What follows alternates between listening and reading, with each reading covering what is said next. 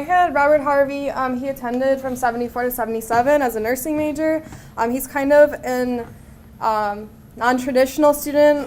So before UWO, he was born in Las Vegas, but his dad, after the Army Air Force, worked for a drilling company that sent them to developing countries. So he actually grew up fairly up until about 4th grade, coming from schools in South America and New York.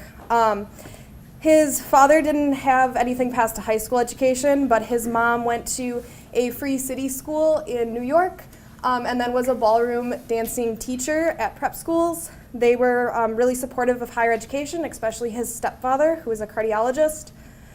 He spent a year and a half at Yale studying physics, and then went to Ithaca College, where he studied history.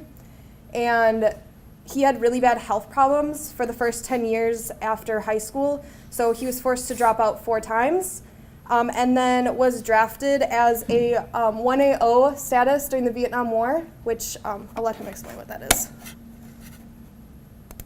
So I was a 1AO, not a 10. 10 would be a full conscience injector. 1AO is partial infection, willing to serve. So then they put him as a civilian medic in St. Peter's Hospital in Albany. After that, he kind of figured out that he really wanted to do nursing. He really liked seeing what the nurses did.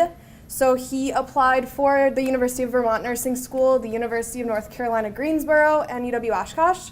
And he actually was recommended UW-Oshkosh by a colleague over in Vermont, which was kind of interesting because the first set of graduates from the UW-Oshkosh Nursing School only graduated in 70. He was very much a non-traditional student. He was 29 years old and married, so he wasn't really involved much on campus. But he definitely recalls his pre-nursing classes being really, really tough, and that he would have to memorize lots of information. And then even though there was, I think he said 6 or 7 guys out of the 100 that were in the program, he felt very welcomed. And I mean, he only had 1 guy teacher, but the rest of the teachers still treated him just the same as everybody else.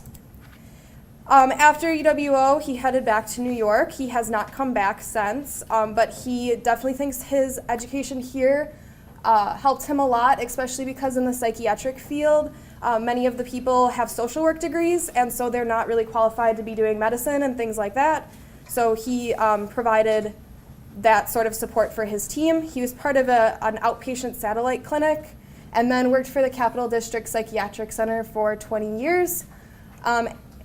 And I found his LinkedIn profile, so he also works for a church right now. He's retired, and that's what he's doing. He's on the board there.